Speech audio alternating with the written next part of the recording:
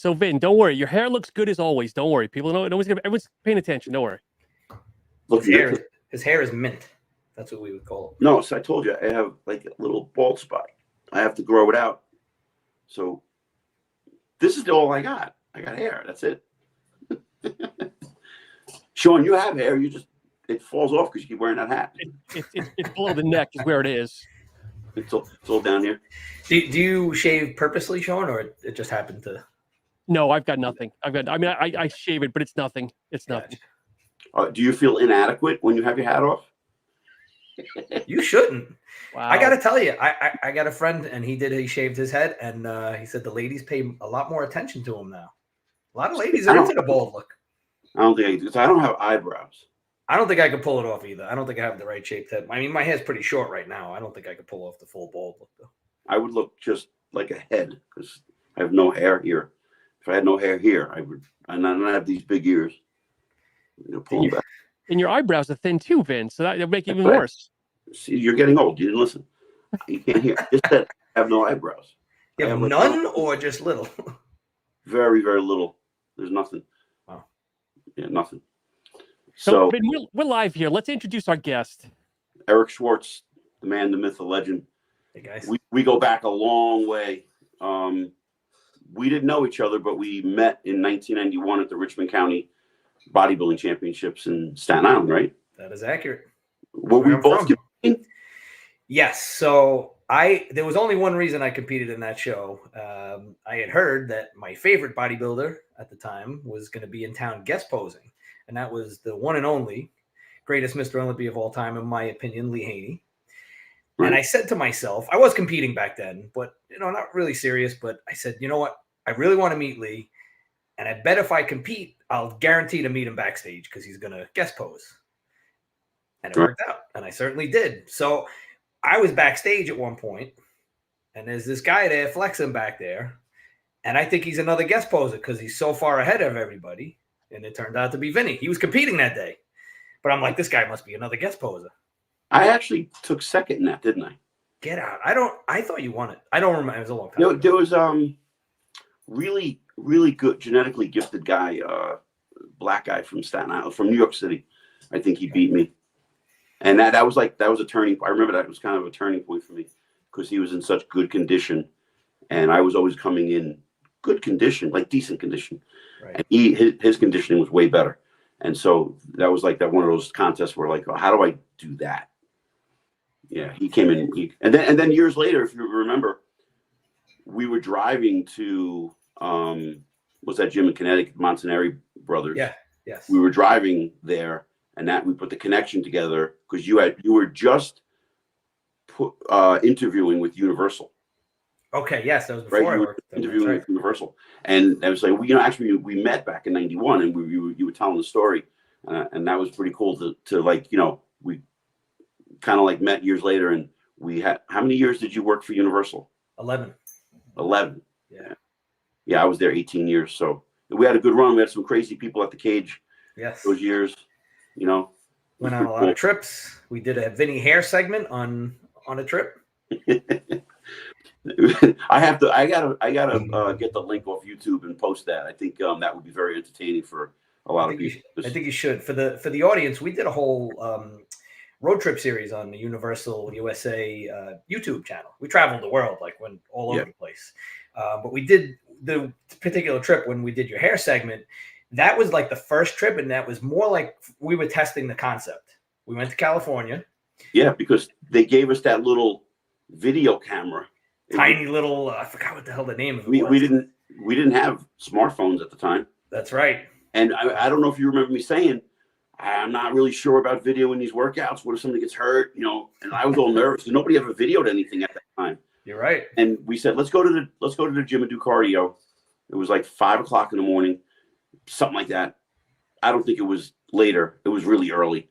Mm-hmm. And you were like, what are you doing? I think I came to your room and you were still getting ready. I'm like, what's taking you so long? I got to do my hair. And then we did Vinny's hair routine. He's got a whole routine, And we were winging that. That was not. Yeah.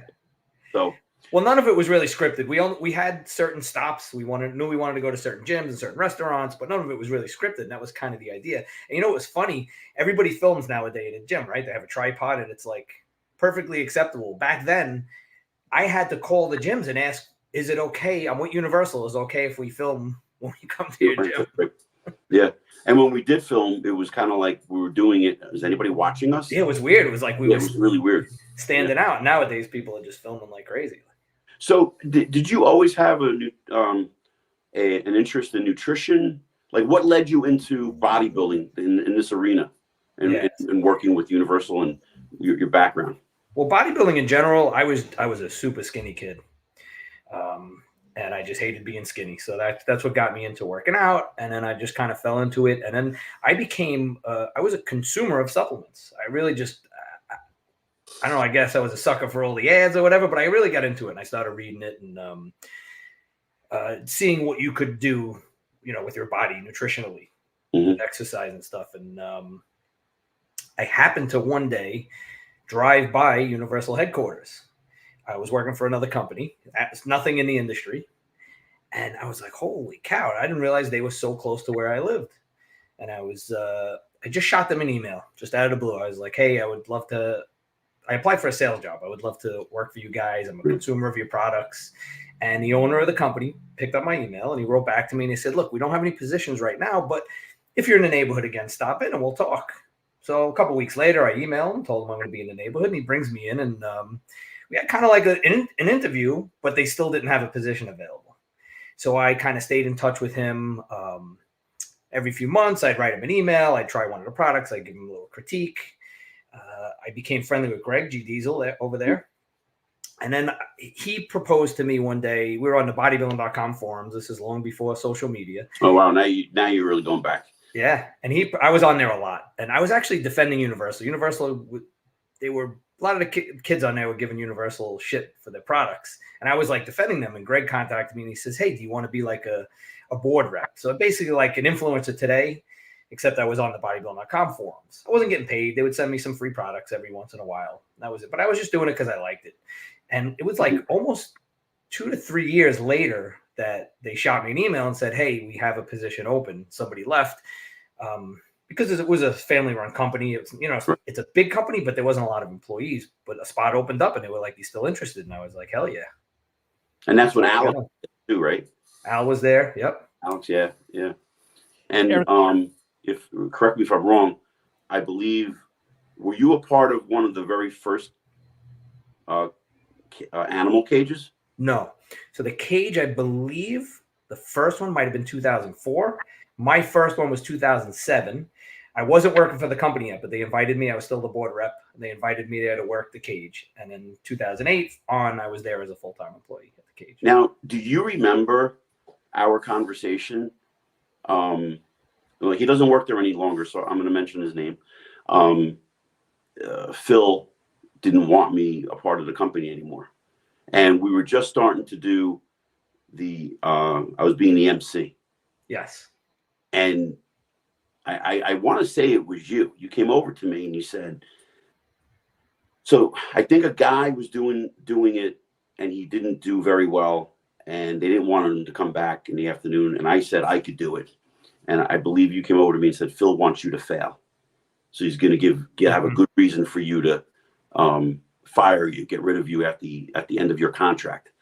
And I took that as a challenge and I just, had fun with it. I used my Jersey accent. I, enhanced it, and any guy or woman that had a vowel at the end of their name, I made them, feel like they were from New York, and just rallied everybody in for the push, put the bench your body weight, and how do we do it? Guys bench your body weight, girls bench half their body weight. Yeah. And that was it. That's how I started with and then they nicknamed me The Voice. Hey, you did a great job, man. Vinnie the Lip. Vinnie the Lip. Hated that. We had some pretty big names come in and do their bench your body weight before they were popular. Like Dana and Bailey used to come in there all the time, and people didn't really know who she was at the time. No, and also, what's his name? Joey Swalls would come in. Yeah. Before he was Joey Swalls. Yeah.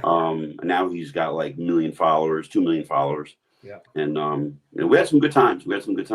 One year we did a charity event versus Gaspari Nutrition, and we raised money. We had like, lifting competitions, and we raised some money for charity and stuff. I think I was gone after that, by that time. Okay. Yeah, I think so. So you leave Universal, and I know you were kind of like floating around a little bit, trying to find a job and doing all this stuff. And how did you, and I know you've always been taking in dogs, and you know that, and we've always talked, because I've had dogs my whole life. Yeah. And I don't have one currently. My last dog was Lola. Actually, Savannah was my last dog. I rescued her. And I always tell people, don't buy a puppy, get a rescue. I'm a big proponent of that. And now you're starting Paw Power Nutrition, and just walk us through how did you transition into this? Always had a passion, always loved dogs and had a passion. We have 4 dogs now. Prior to this, we had a pack of 3 dogs, different dogs. They're no longer with us, unfortunately, anymore. But my wife, Christine, is very much into rescue dogs. And I honestly didn't understand what rescues did. I didn't understand the difference between a rescue and a shelter. And she was volunteering at a rescue in Staten Island. And she took me there a few times. And I couldn't believe the amount of work that goes into it, the amount of resources that they need, and how many dogs are sitting in these cages that need homes. Mm-hmm. So it's something that we're extremely passionate about. And that's how we wound up with 3 of our 4 are rescues. And we'd love to rescue them all. And we can't, obviously. We don't have the space. We just, we can't do it. So I was talking to Christine, and one day I did, I left Universal, went to another company. And at one point I was unemployed, and I wanted to control my own destiny. I wanted to do a business. I had this knowledge, this marketing and branding knowledge. We had an idea. We wanted to do something where we could give back to rescues. And I thought about something unique that we could do. A lot of people said to me, "Oh, you should just do bodybuilding supplements. That's what you know." And yeah, I know that industry, but it's extremely saturated. Right. How am I going to stand out and be different? And I thought about that with the pet products too. There is a lot of saturation there too, but not in the particular category that I'm in. And originally I just wanted to do dog supplements, right? I didn't want the peanut butter wasn't even on my radar. Okay. But it was taking a long time to get a dog supplement company going. At the time, this was during COVID, so there were supply issues with ingredients and stuff. And all these manufacturers wanted these huge minimums, and we had no money. I was actually laid off at the time and didn't have money coming in, so I wasn't going to go spending a lot of money. And your prior guest on the show, Scott Applebaum, who was a great friend of mine, actually made a connection. He had a training client, and he said his client makes peanut butter for dogs. He's like, "You should talk to him." And I said, "I'm not really interested in peanut butter for dogs." I said, "I want to do supplements." He goes, "Why don't you just have a conversation with the guy and see where it goes?" And I did. He introduced me, and we talked about, can we put supplements in the peanut butter? And I'm like, that's unique. He was already doing it. So he's already doing it. He has his own brand, my manufacturer. But to me, that was a unique value proposition. Not many people were doing it. There were maybe 3 or 4 brands of peanut butter. Now there's more. But putting the supplements in the peanut butter was something I thought was a very unique value proposition where we could stand out in the marketplace. It's a convenient delivery system. Dogs love peanut butter. You don't have to give an extra pill or powder. It's super easy. And it's fun. It's a fun treat to give too. So the cool thing was that manufacturer took a chance on me, and he gave me a very low minimum to start. And I said, "All right, let's start it. See what happens." We sold the first batch. We used that money to buy the second batch. We sold the second batch. We used that money to buy the third batch, and so on and so forth. And we're bootstrapping the whole thing. We don't have any investors. It's a tough road to do, and it's a slower growth rate because we don't have extra resources to do it. Me and Christina both still working full-time jobs. I did get a full-time job with another company, not in the supplement industry. But we're hustling. We're hustling to do it. She's got a full-time job, plus she's a dog trainer, plus she helps with Paw Power. So we're hustling to make this thing work. But we love it. It's a passion for us. A question, do you have different ingredients in different peanut butters? Yes. Or one line? Explain to me I have 4 varieties. We have a plain one, so if you just want one that's just plain, just peanuts, we add a tiny amount of honey to the entire batch as a natural preservative, and it also helps thicken it up when you put it in the refrigerator. So that's the base of all of them. Unsalted, non-GMO peanuts. That's our base because dogs get a lot of sodium. I'm actually in the process of getting certified as a canine nutritionist. So I'm studying all this stuff online. So that's the base. Then we have one that has added pumpkin and cinnamon. Pumpkin is extremely popular for dogs. It helps with constipation and diarrhea. So a lot of digestive issues it clears up. And it has vitamins and minerals too. Then I have one that has a fully dosed hip and joint supplement in the peanut butter. Glucosamine, chondroitin, MSM, and turmeric. And then I have one more that has pre and probiotics and blueberries in it. And then we did launch 2 standalone supplements as well. Food toppers. One is a liquid fish oil. And the other one is a powdered food topper that you add to your dog's food that's made up of mushroom extracts. And there's a lot of cool research on mushroom extracts and dogs and humans that it helps with your immune system. And there's a couple of studies where it actually helps with certain types of cancer with dogs. So it can really help with longevity and stuff. Now, do you add this as an additive to food or? Yep. Those 2 are food toppers, right? So those, every day when we feed our dogs get fed. And there's a lot of controversy about dog feeding with raw and kibble, and it's a crazy thing on social media. We do use kibble as a base, but I will add in our 2 food toppers, and then I will also rotate in different fresh foods. Some days it might be an egg. One day it might be blueberries. Another day it might be carrots.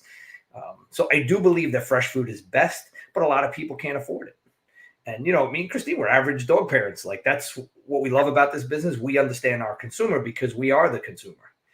We're average dog parents that just want the best for our dogs. So, Eric, you've shared with me, because we've been friends for years now. Explain quickly to people that are listening, what's the one ingredient that people should look out for that are giving human-grade peanut butter that is not in yours? It's xylitol, okay? And it's not in a lot of peanut butters. You actually find it mostly in the fitness peanut butters. One I know off the top of my head is Nuts and More has it. The scary thing about xylitol is it's actually natural. And it can be listed on the ingredient label as birch sugar. So it may not even say xylitol. It's perfectly fine for humans, but it's toxic for dogs. Your dog could die from the right dose of xylitol. It's also in gum and toothpaste, so keep those out of your way of your dogs. Interesting. Yeah. I can tell you, I use, not to turn this into an infomercial podcast, but obviously I use the fish oil. You add 3 pumps on the dog food. Awesome. And then with the peanut butter, I put it in a Kong, put in some treats and whatnot, and kind of just close the Kong, throw it in the freezer, and then give it to my dog an hour later, and she has time of her life. And that's good for mental enrichment. You could do a Kong, a slow feeder, or we sell a lick mat that you could put it on. And that, it helps with dogs' mental enrichment. It's a little challenging for them, keeps them engaged. Licking is very soothing for dogs, especially dogs with anxiety. If you ever see a dog that's constantly licking you or licks the couch, that's anxiety. We have one dog that's like that, like crazy. She just licks like crazy. She has really high anxiety. Interesting. Now, when we were at Skiva's that time, and we were training legs, well, it was Paco. You said that Pablo, and you were like, "I'll get him off you." I'm like, "No." Yeah, I'm trying to do leg press, and Pablo's climbing on top of me, licking me. He's a rescue from Puerto Rico, from the hurricanes about 5 years ago. A rescue in Staten Island went down to Puerto Rico, brought his mother back and the whole litter, and we took him home. That's awesome. It's crazy, man. I'm sorry. Puerto Rico, the island has hundreds of thousands of homeless dogs just running around the islands. They don't have shelters there. They don't have rescues. And there's a lot of rescues from here that go down there and get them. There's another rescue in New Jersey just called Save the Satos, and that's all they do is get dogs from Puerto Rico. That's awesome because I'm a dog lover, and I've had a dog. Cupcake was my first dog. I was, I think, 3 years old or 4 years old. Yeah. So I've never not known, like, I've always had dogs, and I just never got or understood anyone who doesn't understand dogs. You know, it's like if you're not into dogs, I'm most likely not into you. You don't have to be a dog owner, but I'm always suspicious of people if I take my dog somewhere and they don't even like acknowledge the dog. I'm like, something's wrong with that person. Yep. You know? I mean, where I live, I see a strange dog, I smile, like it's like, you know. Yeah, like I go outside my complex. Everybody who has a dog, they all know me. Like I'm always squatting down, playing with them. Oh, they're gonna jump all over you. I don't care. I love it. They bring you so much joy. They're always happy to see you. I could go out of the house for 5 minutes, come back, and it's like I was gone a week, and they're so happy to see you. My my wife's cousin Andrea is one of your customers. She's Yeah. down in Florida. Awesome. Yeah. Thank you. Yeah. So what's the next step with Paw Nutrition? Like anything else on the horizon? So we're probably this year. I don't think we're going to launch much in the way of new products. We have to get our business right. We haven't taken a dime from the business in 2 years. Mhm. We've reinvested it. So we want to work on like the financials and getting more profitable. You know, the first year and two, we're trying to build the business, build the brand, the reputation, acquire customers and stuff. And now it's going to be more, you know, getting our stuff in line and just getting more awareness. It's crazy. Like we have a really high conversion rate on our website. When somebody gets there, it's super high. Like I work for these other supplement companies, so I know what the conversion rates were, and mine's very high. But our problem is we got to get more traffic to the website. We don't have like a big budget for advertising. We do a small amount of Facebook ads and Google ads, and we convert them and stuff. It's cool. So that's our big thing. Just getting more brand awareness, people to know about us. You know, in our world with powerlifting and bodybuilding, you would think like you would do really well maybe getting a table at the Arnold. Have you ever thought of that? Yes. Unfortunately, this year I can't because we do a very big pet expo in New Jersey, and happens to be the same weekend of the Arnold, which is kind of a bummer because Animal is bringing the cage back to the Arnold. They actually asked me to come to help out, and I can't go because I got this pet expo. So yeah, I think I've done some powerlifting events. I've done a few bodybuilding tables, and I've done very well at them. So I agree with you. Yeah. Yeah. Because everybody who lifts has dogs. I'm in a few supplement stores and it sells pretty well. It's crazy. I'm in a few pet stores, not a lot. I'm in maybe 15 mom and pop pet stores. That's you asked what's next for Paw Power. That's probably the next thing to help us grow is to get into some pet stores. I really haven't hit the pavement hard with that. So we'll do that. But the guy who sells the most of my product, it's crazy, is Christian Coronado at Coronado's Clean Cuisine. You know, he does meal prep. Yeah. I put my stuff in his place and he sells a ton of it, way more than any pet store I'm in. That's awesome. Yeah, because you got a lot of people who train have a dog. Yep. It's kind of funny how that goes hand in hand. People who take care of themselves, I think it's natural to take care of a dog. Yeah. I don't know. Yeah, I would consider the Arnold or the Olympia. The boots are really expensive, but I would certainly consider. I was looking at the prices at the Arnold. Yeah, That's cool. Eric, we have a listener asking if you can comment. How does yours differ from Jay Cutler's pet butter? So our ingredients are. We have. I can only compare one because he has one that has glucosamine in it. So the other formulas are not the same. But the one with he's got one with glucosamine. We have glucosamine, chondroitin, MSM, and turmeric. So we have 4 hip and joint ingredients. He's got one. Okay. His other flavors, you know, they're not really comparable. I don't think he has a pumpkin one. He's got one with banana chips, I know. I don't know his ingredients all off the top of my head. Okay. Interesting. So you might have said it before, but just remind me here. You said you have pumpkin flavor. Yep. Which is our bestseller on our website. And you have cinnamon. The pumpkin has cinnamon in it. Pumpkin has cinnamon in it. Okay. Yes, that one has cinnamon. What other flavors are there again? Blueberry with probiotics. And then our one with the hip and joints, we call it berry flexible. It has cranberry in it. Cranberry is very good for the dog's urinary tract. Okay. Yeah, I know. It's all made in the USA. This is very unique. That's not unique. That's made in the USA. The unique thing is, though, every single ingredient, including the supplemental ingredients, are USA sourced, which is if you guys know the supplement industry, that's a rare thing. So my thing is bulldogs. So I've had a couple of bulldogs now. My favorite, bro. Yeah, they're so awesome. And bulldogs are known to have a lot of skin issues. Yes. And a lot of eye issues and stuff. So what product that your peanut butter product would you recommend for that? That would be the probiotic. Probiotics can help. It depends on what's causing the skin issue, but it can help with allergies. It can help with skin issues. Not sure about the eye issue. And the other thing, fish oil can help as well with skin and coat issues. That's cool. So do you miss the bodybuilding end of supplements? Yeah, tremendously. Are you? Yeah. Okay. I stay in touch with everybody, and yeah, sure, I miss it. I love it. I think you would do really well at the Arnold. Too bad the New Jersey Expo is the same day. But Yeah, it's crazy. The past 2 years, it's been in January, and this year they decided to move it to the first week of March. And where is it going to be? It's in Edison, at the Edison Convention Center. Okay, and what's the dates? March 1st through the 3rd. It's the exact same. Friday, Saturday, Sunday is the Arnold. All right, cool.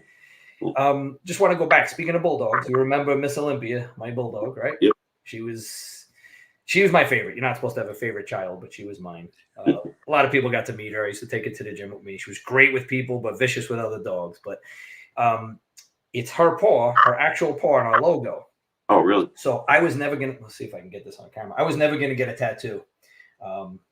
Nice. These were 2 dogs that passed away. This is Olympia, and this was Athena. She was a French Mastiff. We had them at the same time, and I swore I was never going to get a tattoo. But when they passed away, Athena actually passed away while I was at the Arnold in March of 2019. That I used to fly into the Arnold early. She was sick for a while. We knew she had cancer, so it wasn't like a shock. But I flew into the Arnold early, and it was that Thursday, I think. I'm setting up at the Arnold, and my wife calls me on video, and she never videos me. And she was in the vet office, and she said, "We think this is it." She said, "Do you want me to keep her alive until you get home on Monday?" And I said, "Absolutely not. Do not let that dog suffer 1 second longer." Mm-hmm. So she had to put her down. I guess luckily I was distracted with the Arnold. It's a ton of work when we do that cage. You know how it is, Vinny. Yeah. So I was distracted that whole weekend. I flew home on Monday morning. I got home. My wife was at work away. And that dog, she was a big French Mastiff, a big presence. And when I walked in the door and she wasn't there, I hit the ground and started crying like a baby. Oh, sure. Yeah, it was messed up. And then ironically, when Olympia died, I was working for NutriBio at the time, and we were going to Colombia for a fitness expo. And she had gotten really sick like the day before I was about to leave. And it was like time we had to put her down. And I put off the trip to Colombia a day. I went a day later than I was supposed to because I had to be there. Like I just couldn't not be there for her final moments. So she lives on forever in the paw. I understand. I was in Budapest when Lola passed away. And at the time, my wife would always say, "All right, so when the time comes and she's sick, you're the one who has to put her down."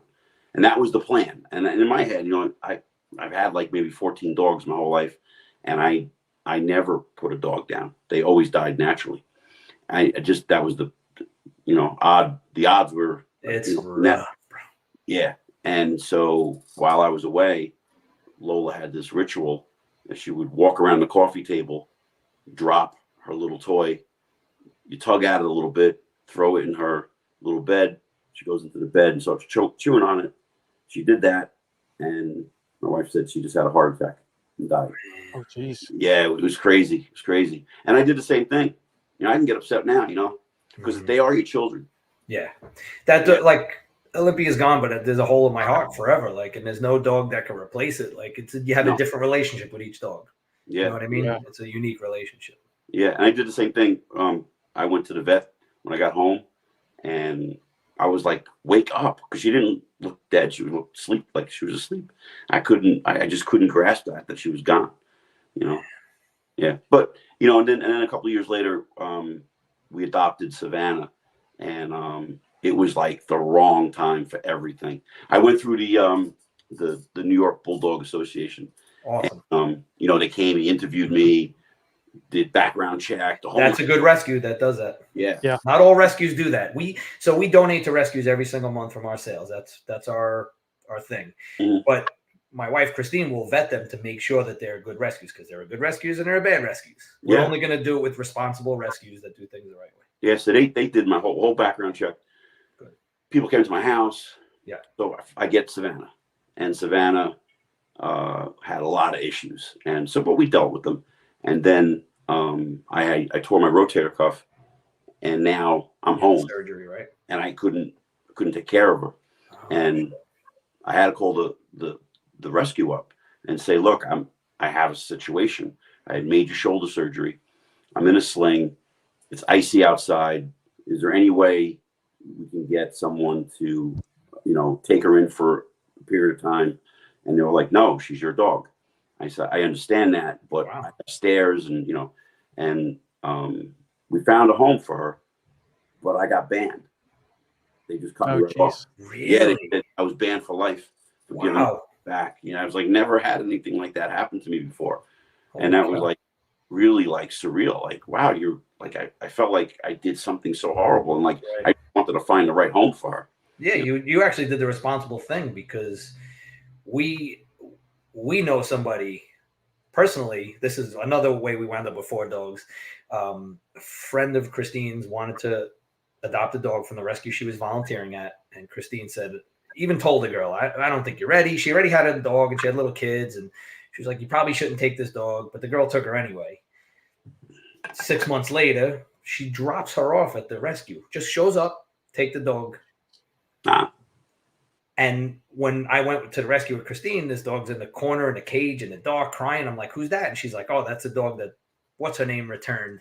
And I said, we can't let this dog sit here. Like, let's bring her home. And as long as she gets along with Pablo and Aries, we'll keep her. So we brought her home and everything was fine.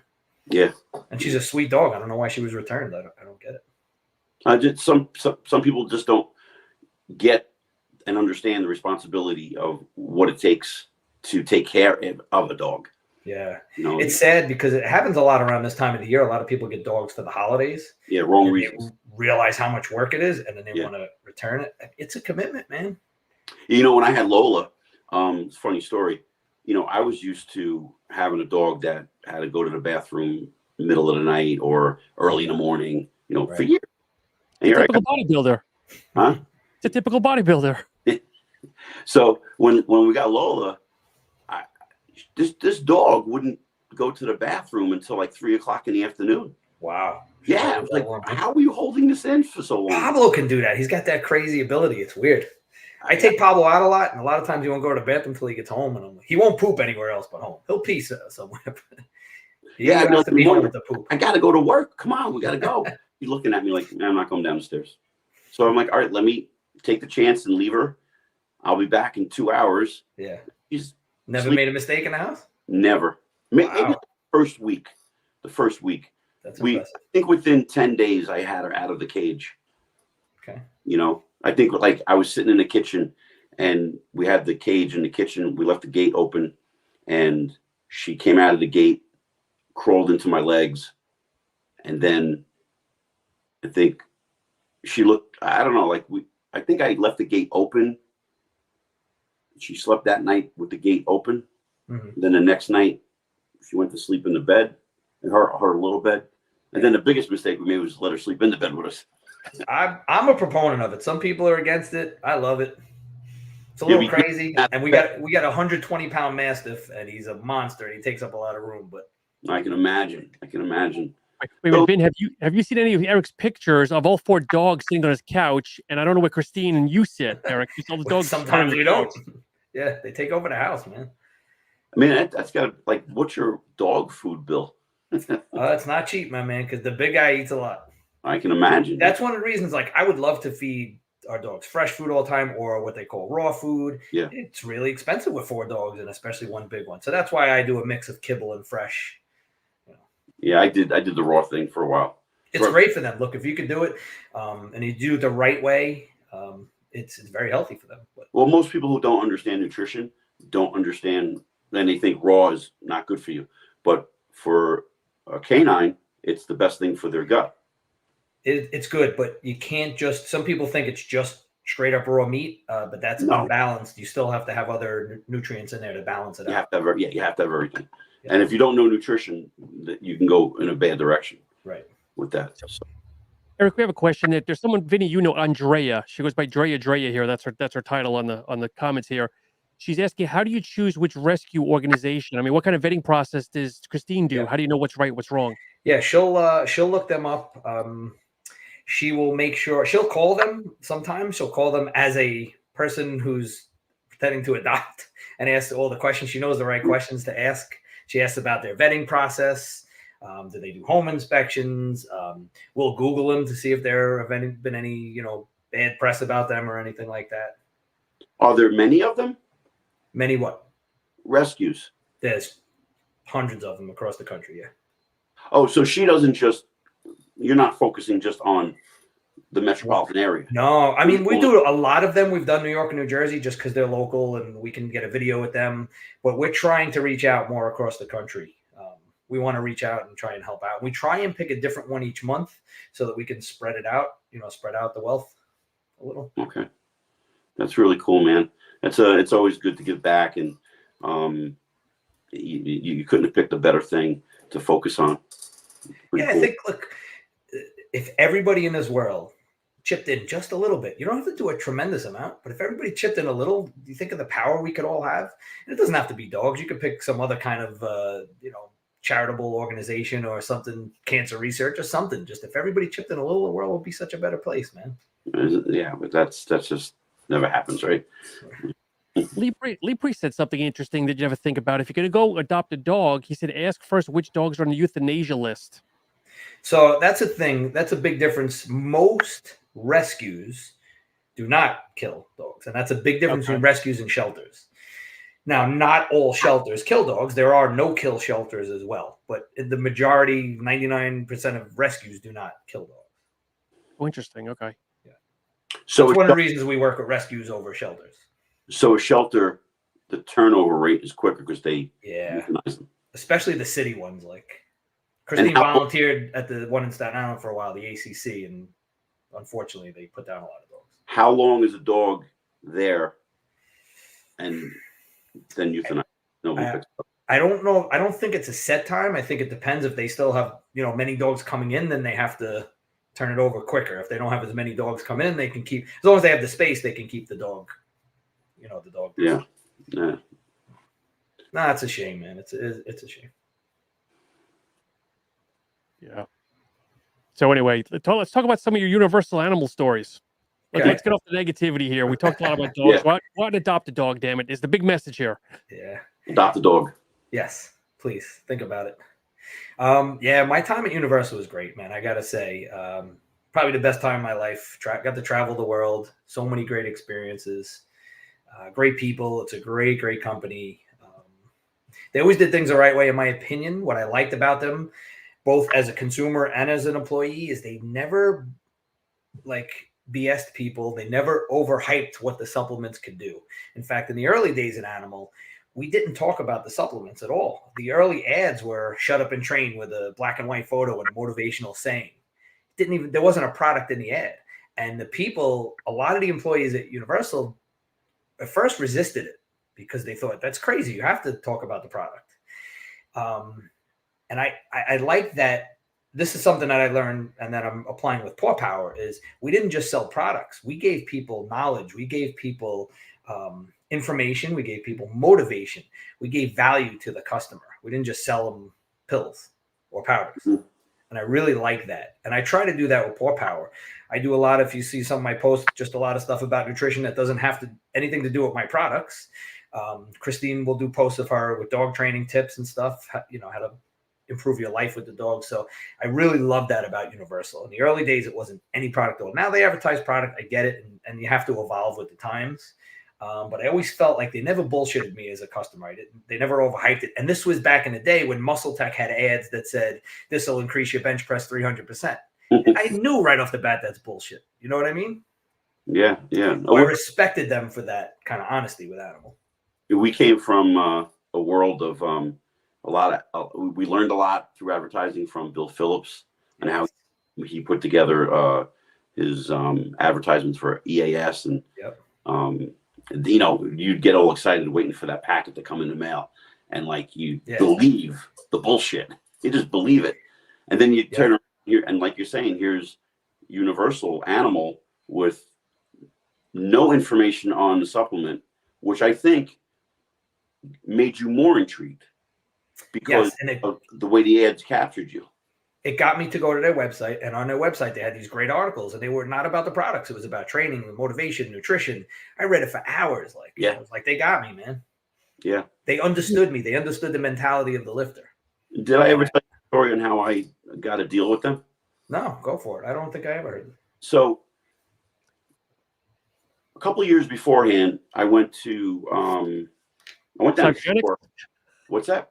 Cybergenics? Yeah, I went down to. They're in New Jersey. You want to know? No, I got kicked out of their office. Get out. I was asked to leave. Yeah. Before you jump onto that, by the way, Universal used to private label their Cybergenics products. So Universal made the products for them. They did a lot of companies. Yes. Gaspari at the beginning made for several companies. Yeah, I really, I believed in myself, and I went down to Cybergenics, and I said, I'm going to be the next guy in your ad. And they were like, yeah, okay, there's the door. And I was asked to leave. So it didn't discourage me at all. I saw them, I think, at the Suburban like a year later, or one of the shows in Jersey, and Cybergenics had a whole ad advertise booth there. But in the meantime, I went to Universal kind of like you did. Like, I just walked in. I just contacted them through an email. Right. And didn't wait for a response. I just walked in the door. I like it. And I sat with Mike. Cool. And Dorian Yates was the Mr. Olympia at the time. And I said, I think your customers can relate to me more than they can relate to Dorian Yates. And he's looking at me like, is it crazy? And I'm thinking, like, I just shot myself in the foot. How in the world am I getting a contract with this company now? But like 2 days later, I got a phone call. They agreed to sign me to a year. I was like, holy shit, I can't believe this. And then I was there for 18 years. That was a great point. You're right. Most people cannot see themselves as Mr. Olympia. They might aspire to it, but they would more relate to you. Yeah. That was smart, man. A couple of months later, now I'm with Universal, and I saw the same girl from the Cybergenics company who kind of laughed at me. And I'm like, oh, I'm at Universal now. And, it was kind of funny going back to seeing that. But it's like, I think you and I have like almost like the same path in a sense. Starting out at 1991 in, Richmond County Classic in Staten Island. And we're on the same we've been friends all these years. We're same companies and, different directions, but, kind of the same road. Yeah. But again, Universal too is still, as long as it is, one of the only companies that really had their athletes for long amounts of time. I mean, you brought up Muscle Tech, Eric, and they were dominating, but they were flipping people every 2 years. Yeah. Well, that's the thing. Universal's run like, even though it's a big company in the industry, they run like a small family company, and I like that about it. You were treated like family there. It was great. Like I said, a great place to work. Unfortunately, we'll never see that type of. We'll never see that business model again. Probably right. We'll never see it again. And, we experienced some pretty cool stuff. And I think when I talk to guys in the gym, and I'm sure you do too, when you talk about old school and what we experienced, we're not just talking about how we train or how we approach things, but it's the lifestyle of what we experienced, from the trade shows to traveling around the world to pushing products and learning and meeting celebrities, and the things that we experienced can't be replaced by turning your phone on. I agree. I agree. Social media to me is a double-edged sword. It's good and bad. Absolutely. I like it. I'm on social media a lot. I like it, but I'm also glad that I didn't grow up with it. I think I would have had a different view of the world, and I'm glad it wasn't around when I was a kid or a teenager. Well, it wasn't around, and we learned bodybuilding from magazines. Yeah, and well, the big guy in the gym would tell you, do something. No, but just think about your story of wanting to go to the Richmond County Classic, and I'll compete in it because Lee Haney is going to be dying to meet him. But you only saw him in a magazine. Yeah. Like, you didn't see him in person. You're right. You didn't see a video of him like two or three times a day posting,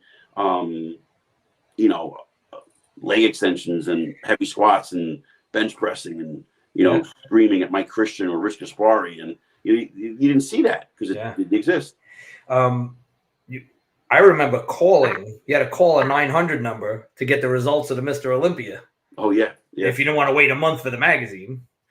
That's crazy, right? I remember that. Can you imagine today, like thinking about, literally thinking, okay, you watch the Olympia today, and within a couple of minutes, you know who the top 5 are. Yeah, you get live footage. Somebody's doing it live live. You know, it's But crazy. back when we were doing it, Yeah. you have to wait 2 months to get the magazine to see the pictures. What the guys look like. Yep. It's crazy time. Crazy different times, but they're all good that we experienced them. So Vin, you were on TV at The Bachelor, right? I got a look. I was like the camera passed me. All right, you were there. Yep. That's cool. I was dancing. I looked like a fire hydrant. I could pose, but I can't dance. I wanted to ask you, did you like have to sign a waiver and stuff? Yeah, we signed an NDA. I think it was an NDA. Right. I think I broke it though. On the podcast. Yeah. But yeah, it was a great experience, man. Just to think my sister out of 30,000 women. Wild. Yeah, 22 get picked. And mind-boggling to think now she won. And Jerry's the guy, right? That's his name? Yes, Gary. Yeah. He's got a dog, I think I saw. Is that right? Yes, he has a dog. Okay. He drove from Indiana to Jersey last week, and I think he went home for a little bit. But yeah, he's got a dog, and I'd be happy to send him a little Paw Power care package. All right. I'll give you my address, send it to me, and I'll get it to them. Cool. Yeah, definitely. Yeah, so it was cool. It was an experience. Did you get to see a lot of behind the scenes stuff? Like, I saw everything. I was hanging out with the current Bachelor, Joey. Did a shot with him. Cool. And drank a little bit, had some fun, and I can't remember the guy's name who had the hat on that proposed to his girl. Had a few drinks with him. Cool. Hung out with those guys. They were calling me Uncle Vinnie. Nice. And that was down in Florida? No, it was in Palm Springs, California. Oh, California. I'm sorry. Yeah. And it was a great opportunity to travel with my whole family. Yeah. And then you find out what family members you don't want to travel with. Yeah, I don't know if I'd want to travel at all. And they're probably thinking that of me too. So. Did you bring your food with you? I was thinking of doing that because I was like, I'm eating good. Let me pack everything. At the last minute, I was like, nah, screw this. I'm not going to do it. I'll just eat whatever's there. Good call, man. Yeah, I wanted to relax and enjoy myself. My nephew, Nicky, and I hit a gym out there. Good. Trained. Good. Yeah. I just started training with my nephew. He's into it. He's 20, I think, 19 or 20, and he's into it. And every couple of weeks we go hit a different gym and work out once in a while. Nice. What's that? Planet Fitness? No. Planet Fitness? No. So do you guys, let's change the subject a little bit. Do you guys ever watch anything by Joe Rogan? I just see the clips online, the short clips. So I just bought this from, it was advertised, the hydrogenated water bottle. Mm-hmm. This is awesome. If you want to, what does it do? So you turn the light on, and then you start to see the smoke come up. It's really putting the hydrogen. Let me see. It hydrogenates the water. Okay. Yeah, there it goes. And you can actually feel the difference of being hydrated. Really? Yeah, I sleep better. Okay. Recovery's better in the gym, and especially if I drink this whole thing, if I drink this, if I down it right before a workout and then sip on it as I'm working out, you can actually feel a better pump. So I highly recommend it. I've been drinking this for like a month now. Interesting. You can see the water's turning. Yeah. Does it do something with the pH, Vinny? Or do you know about the pH and stuff? Like, does it make it more alkaline? It makes it more alkaline, yeah. Okay. I wish I could explain a little bit better, but I'm just so excited about drinking this thing. Interesting. It makes the water level. Cool. You just made Joe Rogan $4 by buying that. Thank you. $3.99. It was $80-something. Wow. Look at you lose it. I drink a lot of water. That's some fancy water, bro. Smurf water. I'm drinking. I grew up on Staten Island Tap. This is Mawa water. Our kids will never know drinking out of a hose out of the side of the house. Fire hose, the vitamins and minerals from that. Yeah, like iron. You got lots of iron out of that, I'm sure. You don't need to brush your teeth. So Eric, let's talk about you for a minute, because I know obviously you're in your 50s now. Yep. And you and I've been friends for years. We work out together, and I always thought you looked good. But you've been kind of leaning up a little bit. You just kind of fit for 50. You kind of doing that mentality, or talk to me about that. The mentality is something that Scotty touched upon on your last podcast, is just like longevity and quality of life. And I think as we get older, I think it's smarter to be leaner. I think it's better for your health. Absolutely. And I'm just thinking about quality of life. Unfortunately, I saw my father's quality of life deteriorate. He had Parkinson's and dementia, and that really put things in perspective for me. And his quality of life was rough at the end. And I want to extend. I don't necessarily want to live long, but I want to live a good quality of life. So that's taken precedence. I still train every day.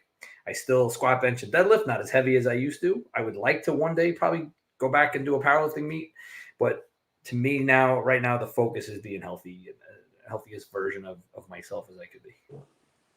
Sean, to go back a little bit, I owe huge thanks to Eric. Skiba, our friend Skiba, Andre Skiba, always said to me, hey, I would love to train you for a powerlifting meet. And, one day you got to come down and train. And I called Eric and I said, I think it's time. I'm going to do a meet. And we would meet every Sunday. And I knew nothing about powerlifting. It's a whole different animal. I didn't really either until I met Skiba. He's the one who really taught me too. Yeah, but I was comfortable going because you kind of paved the way for me, because you were doing it for a little while before I got there. And and people always say to me, like, what's the big deal? You're lifting weights. Isn't it the same? Like, it's not even close to being it's very different. Yeah. Very different. Because as a bodybuilder, you're thinking of a weight and doing reps and getting a pump. And as a powerlifter, you're thinking of percentage and building upon that percentage, having to have. For powerlifting, you don't want to go to failure where you do with bodybuilding. So it's a different mentality. Yeah, I couldn't ever think of the concept of putting 500 pounds on my back. I'm like, I was scared of that. To say, okay, you can do 315 for 5, and we're going to work on that and go to 365, 405, and then the weights were just flying up. And I remember Skiba getting annoyed with me because I wouldn't go any heavier because I was scared. I think you left some pounds on the platform that you could have gone. Absolutely. I know I did. But I also knew. Well, it's smart to play conservative. I mean, you are a professional bodybuilder, so it is smart. Well, I was retired at the time, and I thought I would never compete again. But I wanted to get back to some grassroots in a sense. And I loved going to Skiba's on Wednesdays and Sundays because it was literally just all about training. And the camaraderie of what I learned in the early 80s and 90s it has gone today. It's just completely gone. So to go to Skiba's at the time with you and Greg sometimes and all the other guys, and I can't think of his name right now, who recently passed away. You know what I'm talking about. Was it Arnold's mentor, the older gentleman? No, he was our age-ish. He used to come with his wife all the time. Eric. Yeah, Big Eric. Yeah, that's the guy. Yeah, Big Eric. Viking. Yeah. Yeah, so it was like, that camaraderie, man, was like so cool, and just like it regenerated my love for lifting weights, because I was at a point where it's like, I hate this shit.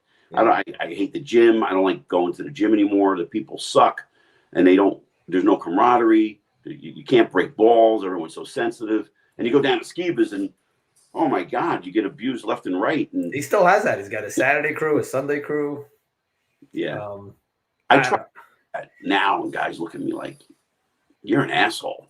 I'm like, I'm just trying to piss you off so you can lift more weight, not be pissed off at me.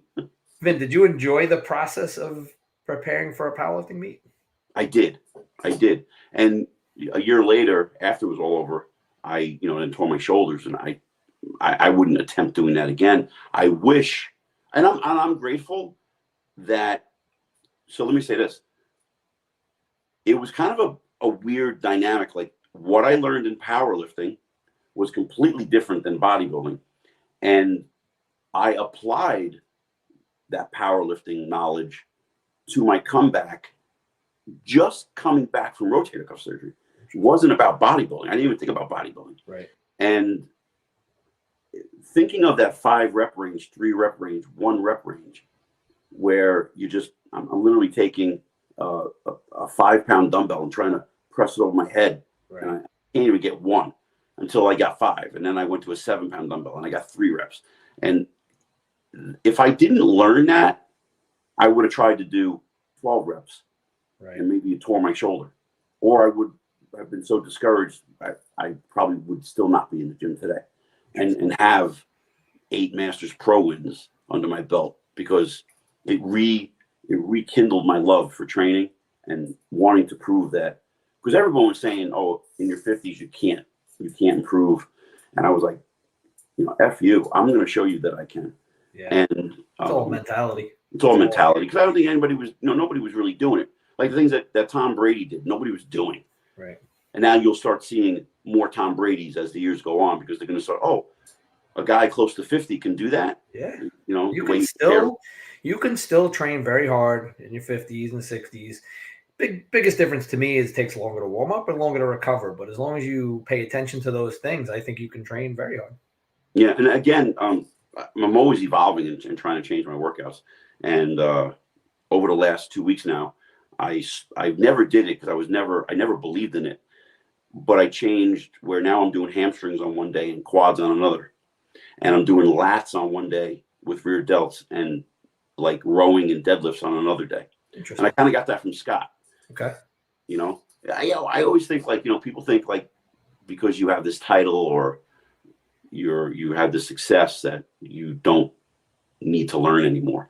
And this is an evolving sport. You're always learning, always trying to, better yourself and learn from people who I have no shame. So I don't have an issue, ever have had an issue in saying I don't know and ask.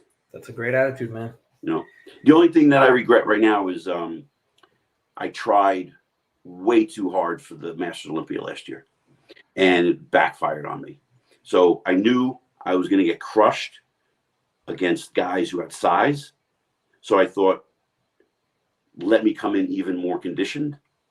And it just, I came in dead last. I couldn't compete with those guys on any level, in any aspect of it. I came in way too flat and too small. And I should have came in the way I was looking like a week before. Right. But I said, let me try to come in even tighter.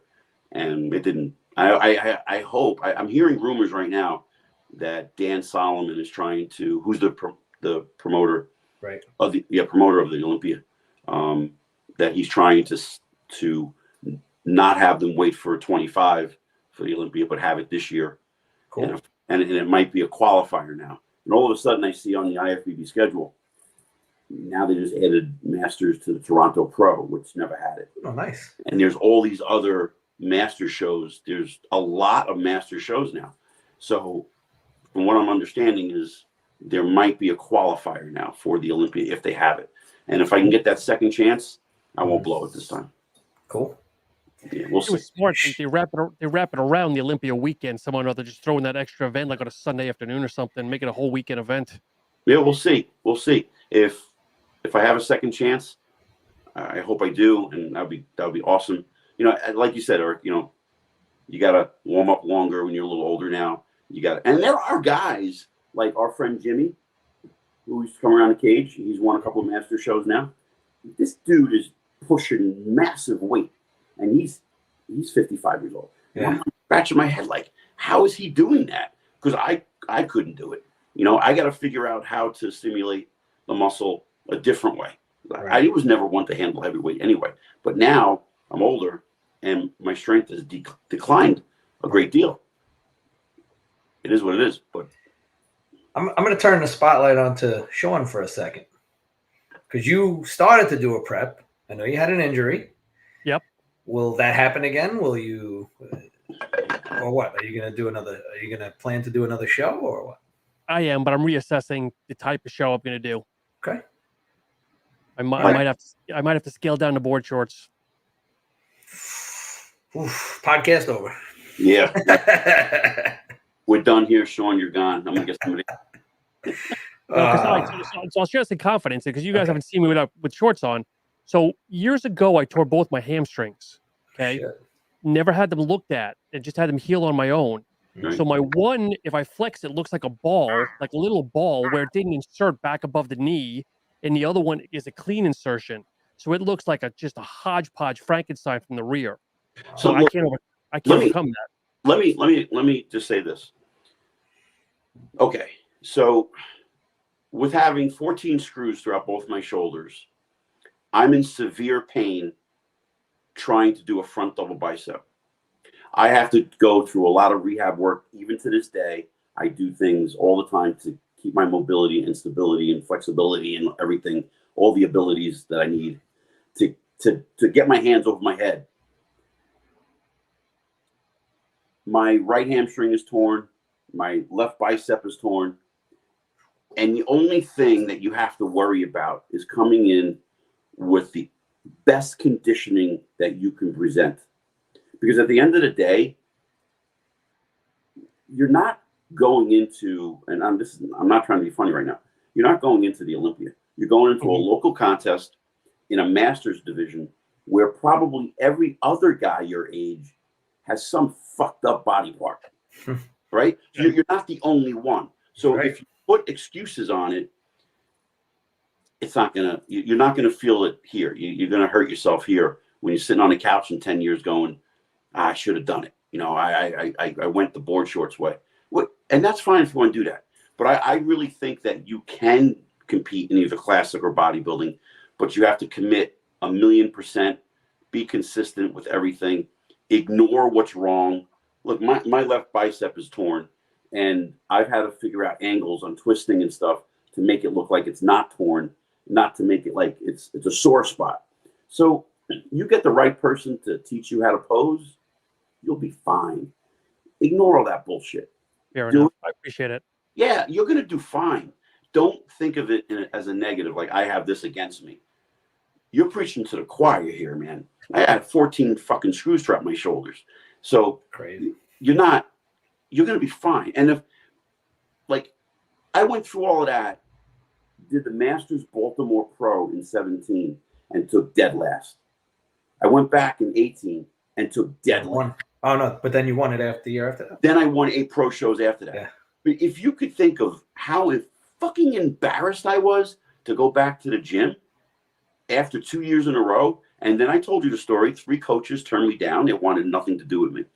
And if you just have that belief system, man. That's a good life lesson, Vin, because when times get tough, you have to learn how to grind through things and just stay the course sometimes. Because there's no one coming to help you. Exactly right. No one's coming to save you. No one's coming to save you. Consistency outplays motivation and discipline and all that stuff. You have to be consistent because consistency will develop discipline. And then you develop that discipline and now you start getting motivated because you see results.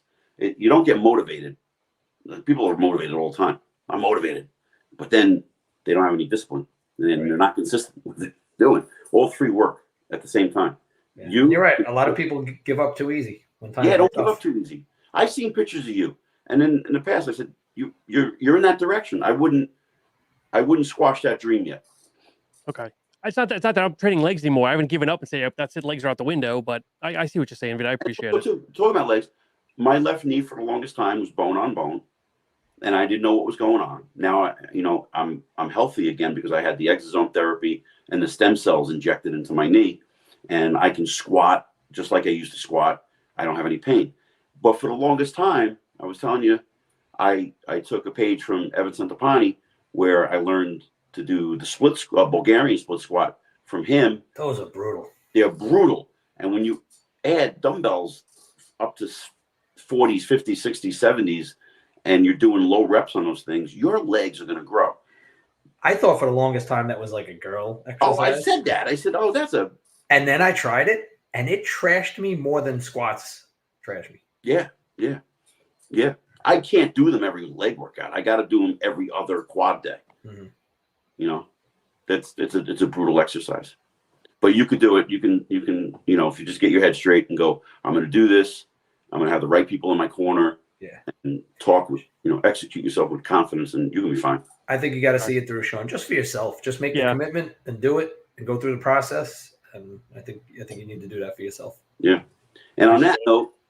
Well, hold on. One last question as we wind down here. I set Eric up on text. Okay. Got to give us the top 3 Arnold choices before we get off the air here. Okay. So, as you and I discussed, it's probably a two-man show, right? It's probably Hadi and Samson for 1 and 2. You know, you could flip-flop them. I would go with Samson, but it's subjective. But I got a guy who I think can crack the top 3 here, who's probably not one of the favorites. You got a guy? Going in. I got a guy. I might be a little biased. I met him years ago. He's very nice. You know, I know a lot of these guys. Antoine's on the list. I hope Antoine does great. But the guy I think that's going to crack the top 3 is James Hollingshead from the UK. He's made some tremendous improvements in his physique. And I think he's going to crack it. Dave Palumbo just recently said that Nick Walker might jump in. Well, that would change Nick's everything. not doing it. Okay. He's not doing it? No, he's not going to do it. He's still ginger on his hamstring. And what about the Nexzilla guy? What's his name? He might not be able to get to the country. I saw something the other day. Visa issues. Yeah. What do you think of him, though, Vin? You've seen him. Is he kind of a hodgepodge of parts, or what do you think here? His legs are ridiculous, and you've seen him, obviously. You know, he's ridiculous. The size in this guy, it's literally a cartoon. You draw that. Like, you draw that on paper. Yeah. However, I think when you stick him next to seasoned guys like a Nick Walker, like a Samson, you're going to see flaws on a guy like that. You know, I don't think he's quite there. I mean, I could be wrong. Maybe somebody out there saying, Vin, you're nuts right now. I think he's more of a freak factor, you know. But I haven't seen him in person, so it's hard to tell. It's really bodybuilding is such a different game in person. It's a 3-dimensional sport, so it's hard to, you know, view it through a video or pictures and stuff, you know. Yeah, we'll see. Yeah. And Eric, you might be right. I mean, Hollingshead's working with Milos. I don't know if he's going to break top 3, but I'm going to say top 6. But anyway. Okay. I'm saying it here, top 3. All right, cool. James. And where can people get in touch with you, Eric? You can follow Paw Power Nutrition if you want, or I'm on Instagram at _Eric_Schwartz. Facebook, you can find me. I'm on TikTok. I've been trying to do some supplement reviews on TikTok and Instagram. Just figured I'd give back to consumers, you know, I'll help them make some informed choices on products that they're buying. All right, cool. And then pawpowernutrition.com, correct? Pawpowernutrition.com. Yep. And if you use code SuppTalk, all capital with 15, you get 15% off your order. There you go. Look at that. We just made a commercial. Well, thanks again, Eric, for coming on. Thank you, guys. I greatly appreciate the time. Love talking to you guys. It's just like hanging out. That's cool. You're welcome. Maybe we got to get you and I'm having a brain fart here. Chris? Who? Chris? I don't know. Who you thinking? Scott. Oh, yeah. That'd be great. Man. Have you two on? Yeah. Yeah, that'd be great. I love Scotty, man. Yeah. Scott, he's like the brainiac. Yep. Yeah. I bounce a lot of ideas off that guy. Oh, absolutely. And we could do a podcast on that. Just picking his brain and how I think we've evolved as people and bodybuilders and, you know, competitive individuals in what we do. Things we've learned from Scott. Yep. Yeah, he's a good guy. He's a great guy. I really like him. I love him. So again, thank you. And in 2 weeks, we don't have anybody for next week, but in 2 weeks we have Anna from the Golden Bachelor. She's a nutritionist, and I thought having a woman on to talk about the needs women need. My mouth's getting dry. I got to get hydrated here. So turn your blue light on. It's a commercial for the hydration. Yeah. Joe Rogan. Cheers, everybody. Thanks, Vin. You're welcome. Yeah, so Anna's going to be on in 2 weeks. Cool. And I just figured that it would be a great interview on what the needs would. Oh my God, I can't even say that. Women's needs. Nutritionally speaking, there you go. What women need as far as protein and carbs go and all that stuff. So she'll be on in 2 weeks, and we're looking forward to that. Cool. So I'll be watching. Vin, just worry about your hair and have a good night. Good night, guys. Thank you, everybody. Thanks, Take care. Guys. Bye.